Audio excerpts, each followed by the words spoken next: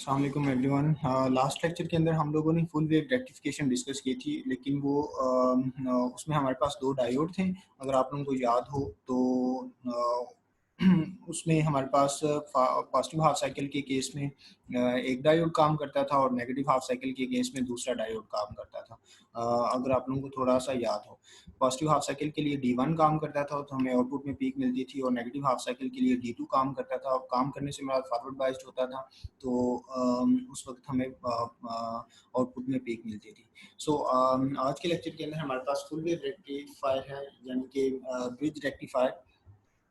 इसमें इसको हम लोग ब्रिज इसका नाम ब्रिज इस वजह से नाम देते हैं क्योंकि ये चारों जो डायोड हैं वो ब्रिज की फॉर्म में एक दूसरे से कनेक्टेड होते हैं। सो पॉजिटिव हाफ साइकिल जब हम लोग इसको इनपुट के तौर पे दे रहे होते हैं, तो आफ्टर दिस ट्रांसफार्मर जो इसके पास भी सेकेंडरी आ रहा होगा, वो इन दो पॉजिटिव हाफ साइकिल के केस में D1 और D2 में से पास होगा, जैसा कि यहाँ पे ये पर्पल कलर की लाइन से शो किया गया हुआ है। सो D1 और D2 से पास होगा, यानी कि ये उस वक्त फॉरवर्ड बाइस्ड होंगे और ये दोनों उस वक्त रिवर्स बाइस्ड होंगे। ये दोनों रिवर्स बाइस्ड होंगे। इस केस में जो सारे का सारा करंट जो होगा या वोल्टेज होगा वो D1 और D2 में से पास होगा। हमारे पास जो आउटपुट में इस तरह की पीक आ जाएगी।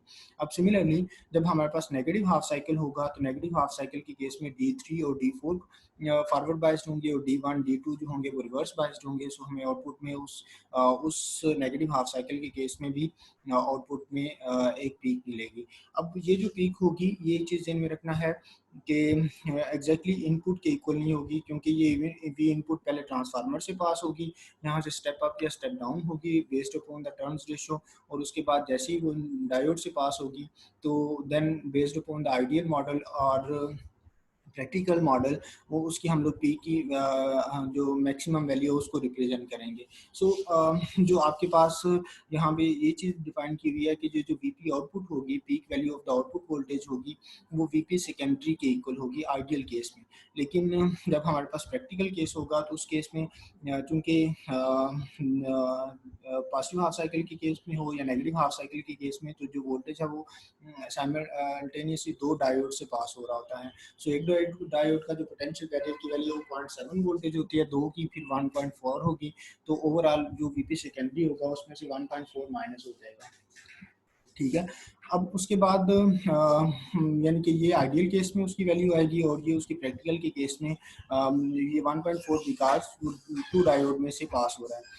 फॉर फुल वेव रेक्टिफिकेशन जो पीक इनवर्स वोल्टेज होगा, लास्ट लेक्चर के अंदर हम लोगों ने कैलकुलेट किया था कि that was equal to VP secondary minus 0.7 voltage. अब वीपी सेकेंडरी की वैल्यू अगर हम लोग यहाँ से कैलकुलेट करें तो ये 1.4 वोल्टेज दूसरी साइड पे जाके पॉजिटिव हो जाएगा और वीपी आउटपुट प्लस 1.4 हो जाएगा। तो इस वीपी सेकेंडरी की जगह पे उसकी वैल्यू पुट करेंगे तो आपके पास peak inverse voltage will be equal to VP output plus 0.7 voltage आ जाएगा। Again full wave bridge full wave rectifier के अंदर पॉजिटिव हाफ साइकिल के लिए D1 और D2 फॉरवर्ड बाइस्ड होंगे, D3 और D4 रिवर्स बाइस्ड होंगे और हमें आउटपुट में पीक मिलेगी। और नेगेटिव हाफ साइकिल के अंदर D3 और D4 हमारे पास फॉरवर्ड बाइस्ड होंगे और D1 और D2 रिवर्स बाइस्ड होंगे। हमें D3 और D4 की वजह से आउटपुट में पीक मिलेगी। अब नेक्स्ट इससे रेलिवेंट एग्जांपल है, determine the peak output voltage for the bridge rectifier assuming the practical model. What peak inverse voltage rating is required for the diode. The transformer specified have a 12 VRMS secondary voltage for the standard 112 voltage across the primary। अब यहाँ पे ये थोड़ी सी आखिरी statement समझने वाली है। हमने आउटपुट वोल्टेज कैलकुलेट करना है और इसके अलावा पीक इनवर्स वोल्टेज कैलकुलेट करना है, यानी कि दो वैल्यूज हम लोगों ने कैलकुलेट करनी है। बट जो हमें दिया गया है 110 हमें हम लोग इनपुट के तौर पे प्रोवाइड कर रहे हैं और ट्रांसफार्मर से पास होने के बाद जो वीपी सेकेंडरी हमारे पास आ रहा है वो 12 रूट मीन स्क्वायर वोल्टेज आ रहा है। अब रूट मीन स्क्वायर क्या है, ये आगे स्लाइड्स के अंदर भी थोड़ा सा डिटेल्स में एक्सप्लेन कर दूंगा आज के ही लेक्चर में। अब जो वीपी सेकेंडरी है, ये फार्मूला थोड़ी देर तक मैं आगे अगले लेक्चर्स के अंदर अगले लेक्चर नहीं इसी लेक्चर के एंड पे ये ड्राइव भी हो जाएगा। वीपी सेकेंडरी जो है, जब आप उसको रूट मीन को सिंपल में कन्वर्ट कर रहे होंगे रूट मीन वोल्टेज को, तो उसको हम लोग ये अंडर रूट 2 की वैल्यू है, सो 1.414 वी आर एम एस की वैल्यू 12 वोल्ट दी हुई है, सो उसको मल्टीप्लाई करवाएंगे तो हमारे पास वीपी सेकेंडरी की वैल्यू आ जाएगी। यानी कि ये हमारे पास ड्राइव्ड फार्मूला है जो कि लेक्चर के एंड के ऊपर में इस लेक्चर के इस पोर्शन के अंदर या जो सेकंड लेक्चर होगा इसी से रेलिवेंट, उसमें मैं आप लोगों को रिगार्डिंग इसकी डेरिवेशन दे दूंगा। सो जब यहाँ पे पुट करेंगे तो ये अराउंड 17 वोल्ट के इक्वल आ जाएगा। तो अभी थोड़ी देर पहले हमने वीपी आउटपुट देखा कि वो वीपी सेकेंडरी माइनस, चूंकि दो डायोड से पास हो रहा था, -1.4 वोल्ट, तो उसकी वैल्यू को पुट करेंगे हमारे पास 15.6 वोल्ट आउटपुट के तौर पे शो हो जाएगा। अब पीआईवी हमारे पास क्या था, वीपी आउटपुट प्लस 0.7 वोल्टेज, तो वीपी आउटपुट हम लोगों ने 15.76 प्लस 0.7 वोल्ट, तो ओवरऑल हमारे पास 16.3 वोल्ट, यानी कि ये पीक इनवर्स वोल्टेज शो कर रहा है कि ये 16.3 वोल्टेज वो वैल्यू होगी जो रिवर्स बायस के केस में डायोड में से मैक्सिमम इनपुट वोल्टेज पास होगा, उसके बाद वो क्या करेगा, ब्रेकडाउन की स्टेज में चला जाएगा। अब नेक्स्ट इसी पोर्शन के अंदर हम लोग फर्दर डिफाइन करेंगे। हमने पावर सप्लाई को डिफाइन किया था कि पहले हम लोग जो इनपुट से देंगे उसको रेक्टिफिकेशन के जरिए हम लोग उसका कोई एक पोर्शन नेगेटिव हाफ साइकिल को क्या करेंगे, रिमूव कर देंगे, चाहे वो हाफ वेव है चाहे वो आपके पास फुल वेव है। जब हम लोग इनपुट सिग्नल को रेक्टिफाई कर लेते हैं तो आपके पास आउटपुट कुछ इस तरह से आती है। अब इस सर्किट के अंदर इस सिग्नल के अंदर अब डिवाइस क्या है, वो जीरो से मैक्सिमम पे जा रही है, मैक्सिमम से जीरो पे आ रही है, यानी कि वो ऑन होके मैक्सिमम स्पीड पे जाएगी, फिर वो ऑन ऑफ स्टेज के ऊपर आएगी, फिर ऑन होके मैक्सिमम की तरफ जाएगी और कंटिन्यूसली ये काम कर रही होगी। इस वजह से उस डिवाइस के अंदर शॉर्ट सर्किटिंग के चांसेस होंगे। सो हमारी कोशिश होगी कि इस सिग्नल को क्या कर लिया जाए, स्मूथ कर लिया जाए। सो स्मूथ करने के लिए हम लोग फिल्टर सर्किट को यूज़ करते हैं, यानी कि जो रेक्टिफाइड सर्किट की आउटपुट होती है वो हम लोग किसको प्रोवाइड कर देते हैं, फिल्टर सर्किट को। फिल्टर सर्किट उसमें से क्या करता है, एटलीस्ट वो जिसमें वो ऑफ हो रहा होता है उस पोर्शन को वो क्या करता है, रिमूव कर देता है, यानी कि उसका जो साइनोसाइडल पोर्शन होता है उसको वो रिमूव कर देता है, उसको थोड़ा सा स्मूथ करने की कोशिश करता है। अब ये जो फिल्टर सर्किट है वो हम लोग कैपेसिटर्स की मदद से इम्प्लीमेंट करते हैं, और जो रेगुलेटर होते हैं एक इंटीग्रेटेड सर्किट होते हैं जिनकी मदद से हम लोग इसको एक कांस्टेंट डीसी में कन्वर्ट करते हैं, ताकि हम लोग जो अनसर्टन फ्लक्चुएशंस होती हैं इनपुट के अंदर उसको अवॉइड कर सकें और हमारी जो डिवाइस है वो एक कांस्टेंट डीसी के ऊपर काम करती रहे। सो एक चीज़ और ध्यान में रखें कि जो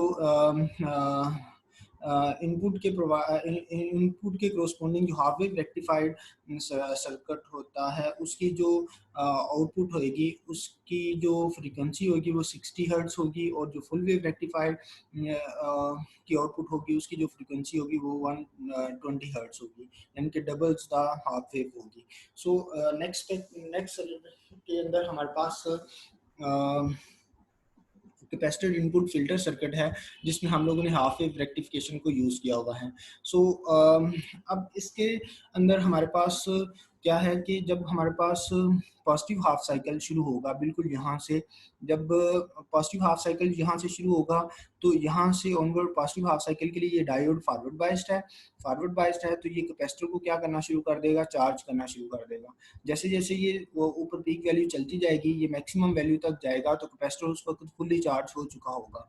अब उसके बाद जैसे ही इनपुट सिग्नल जो है वो ये डॉटर लाइन को फॉलो करेगा, नीचे की तरफ इस जीरो तक आएगा, मीन वाइल ये जो कैपेसिटर होगा वो डिस्चार्ज होना शुरू हो जाएगा।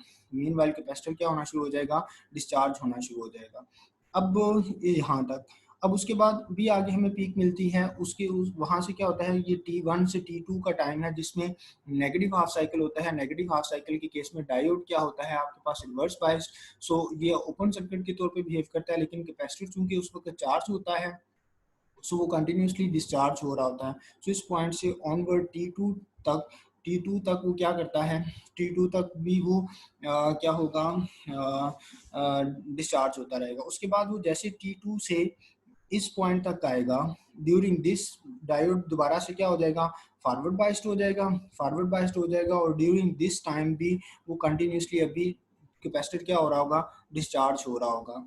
क्योंकि आप लोगों को पता है कैपेसिटर की जो चार्जिंग होती है वो फास्ट होती है और डिस्चार्जिंग होती है वो स्लो होती है। So from this peak to zero को डिस्चार्ज हो रहा होगा, zero to this peak discharge हो रहा होगा क्योंकि ड्यूरिंग दिस रिवर्स बायस होगा, यहाँ तक भी डिस्चार्ज हो रहा होगा और T2 से इतने पोर्शन तक भी वो डिस्चार्ज हो रहा होगा। और जैसे ही वो यहाँ से आके ये इनपुट सिग्नल दोबारा से उसको यहाँ से कैरी करेगा तो उस कैपेसिटर को दोबारा से फिर वो क्या करेगा, चार्ज करना शुरू कर देगा और मैक्सिमम तक चार्ज करेगा और कंटिन्यूसली इसी तरह से प्रोसीजर चलता रहेगा। और एट द एंड आपके पास क्या होगा, पहले चार्जिंग शुरू होगी, यहाँ से वो कंटिन्यूसली इस तरह से मूव करता रहेगा और ड्यूरिंग दिस पीरियड वो क्या हो रहा होगा, डिस्चार्ज हो रहा होगा। और जैसे इनपुट दोबारा कि यहाँ पे उसको कैरी करेगी फिर वो चार्ज होना शुरू हो जाएगा और आगे फिर इस तरह से डिस्चार्जिंग, चार्जिंग, डिस्चार्जिंग और इस तरह से आपके पास ये जो पीक मिली होगी, इसमें अगर आप लोग गौर करें तो ये वाला जो पोर्शन जिसके अंदर वो जीरो की तरफ डिवाइस जाती है, बंद होने की तरफ डिवाइस जाती है, वो कम हो गया है। यहाँ पे थोड़ी सी फ्लक्चुएशन रह गई है, इसको हम लोग फर्दर कैपेसिटर की वैल्यू को बढ़ा के या फिर रेगुलेटर के सर्किट की मदद से मजीद इसको क्या कर लेते हैं, स्मूथ कर लेते हैं। सो ये एग्जांपल थी हाफ वेव की। जब फुल वेव का होता है तो चूंकि वो नेगेटिव हाफ साइकिल के लिए भी फ़ौरन स्टार्ट कर देता है, तो इसमें जो नेगेटिव पोर्शन यहाँ से डिस्चार्जिंग हो रही होती है, तो ये नेगेटिव हाफ साइकिल के भी आपको आउटपुट मिलती है, तो उस केस में फॉरवर्ड बायस्ड होता है, तो उस केस में भी ये इसकी जो चार्जिंग होती है वो दोबारा से जल्दी स्टार्ट हो जाती है और इसका रिपल फैक्टर जो होता है, रिपल फैक्टर जो होता है वो कम होता है as compare to the half wave rectification. यहाँ पे देखें ये रिपल फैक्टर की वैल्यू जो है वो ज़्यादा है as compare to ripple factor value of the full wave. अब ये ज़्यादा क्यों होती है, क्योंकि नेगेटिव हाफ साइकिल के अंदर, हाफ वेव के अंदर वो रिवर्स बाइस्ड होता है। रिवर्स बाइस्ड होता है तो वो मतलब आउटपुट में आपको जीरो दे रहा है लेकिन डिस्चार्ज कैपेसिटर की डिस्चार्जिंग कंटिन्यूसली होती है, सो इस वजह से ये वाली जो रिपल फैक्टर की वैल्यू है वो बढ़ जाती है। लेकिन फुल वेव के अंदर क्या होता है, वो नेगेटिव हाफ साइकिल के केस में भी आपको पीक देता है, तो इस वजह से वो उसको आगे जल्दी कैरी कर लेता है, फिर दोबारा से उसको चार्ज करना शुरू कर देता है। सो इस वजह से उसकी जो रिपल फैक्टर की वैल्यू है वो कम होती है as compare to half wave. अब यहाँ पे एक चीज़ और ध्यान में रखें कि ये आपके पास डीसी करंट है, डीसी वोल्टेज या करंट बोल रहे हैं। अब उसके अंदर यहाँ पे अभी भी थोड़ा सा अल्टरनेटिंग पोर्शन है, यानी कि एसी करंट का अभी भी थोड़ा सा पोर्शन है। सिमिलरली यहाँ से जाके फिर थोड़ा सा पोर्शन है, इसमें वो मतलब उसकी अप्लायंस की या जो डिवाइस आप इससे चला रहे हैं उसकी स्पीड यहाँ पे कम या ज़्यादा हो रही होगी, लेकिन इसको हम लोग रिमूव कर लेते हैं। सो पॉइंट इज कि चाहे वो हाफ वेव रेक्टिफिकेशन है या फुल वेव रेक्टिफिकेशन है, उसमें स्टिल अभी भी हमारे पास अल्टरनेटिंग जो उसकी डायरेक्शन को चेंज कर रहा है वो स्टिल एग्जिस्ट करता है। सो जो इस चीज़ को हम लोग फर्दर या तो कैपेसिटर की वैल्यू को इंक्रीज करके चेक कर लेते हैं या फिर हम लोग यहाँ पे जो है ना रेगुलेटर वगैरह को यूज़ करके इसको फर्दर फिर कांस्टेंट डीसी में कन्वर्ट कर लेते हैं। अब ये जो मैंने बातें बोली हैं वो सारी मैंने यहाँ पे लिखी हुई हैं। जो रिपल फैक्टर, सॉरी ये कैपिटल आर नहीं है, ये स्मॉल आर है, इज इक्वल टू है peak value of the ripple voltage, peak value of the ripple voltage divided by the DC voltage। अब ये जो रिपल वोल्टेज है और DC वोल्टेज हैं, इनके फार्मूलाज हैं जो यहाँ पे दिए हुए हैं। ये फार्मूलाज 1 और 2 ये आप लोग ड्राइव कर सकते हैं, नेट से आप लोगों ने सर्च करके इसको खुद से ड्राइव करना है। मैं इसकी डेरिवेशन नहीं दूंगा, ये आप लोग इसको अपनी असाइनमेंट समझते हुए इसको खुद से ड्राइव करेंगे।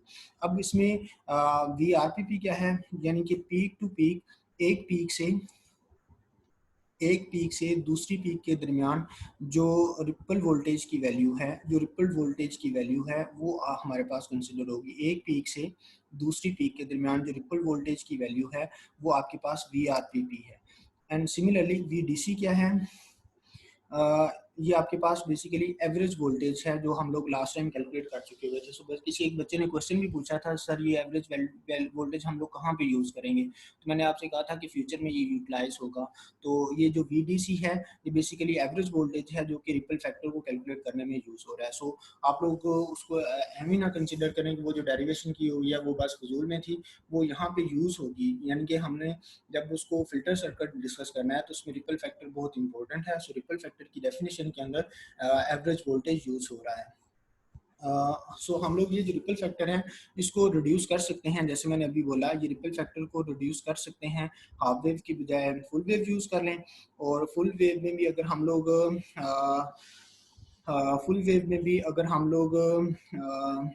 जो है ना अच्छा कैपेसिटर यूज़ कर लेंगे, यहाँ पे अच्छा कैपेसिटर यूज़ कर लेंगे, अच्छी कैपेसिटेंस वाला, तो देन भी हमारे पास जो है ना जो रिपल फैक्टर की वैल्यू कम हो जाएगी। सो नेक्स्ट हमारे पास एग्जांपल है, determine the ripple factor for the filter which rectified with the load as indicated in the figure this.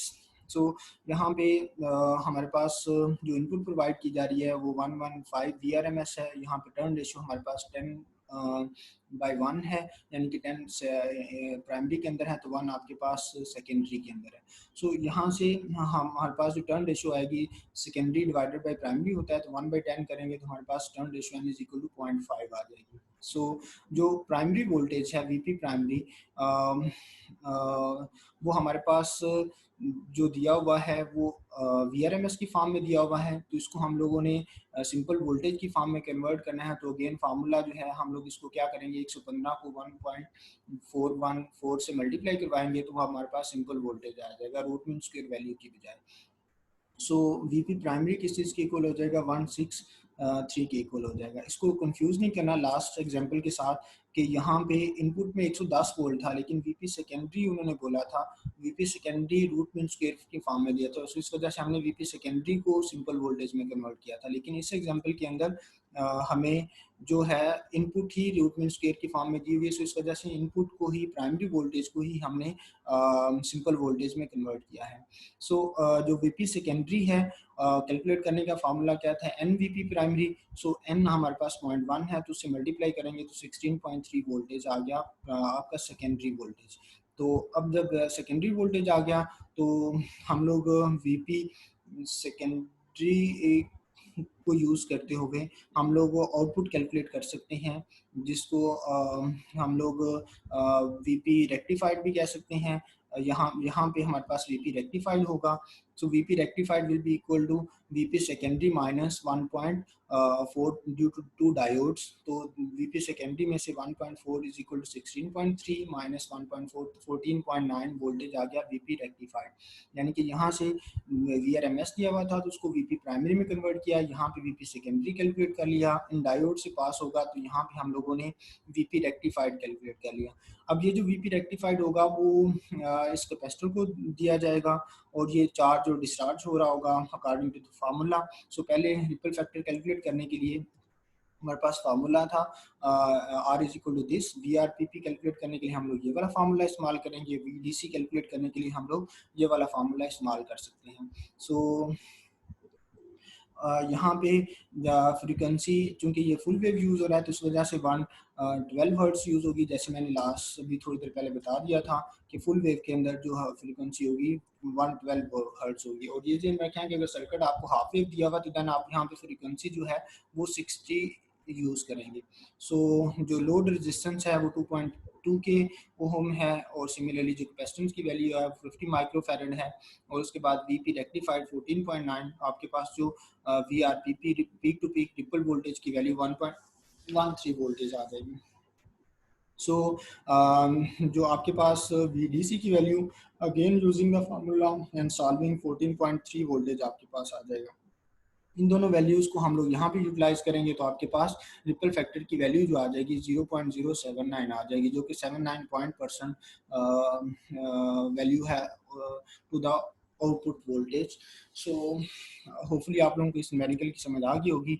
Next कुछ प्रॉपर्टीज हैं जो कि हम लोग नेक्स्ट लेक्चर के अंदर डिस्कस करेंगे। यस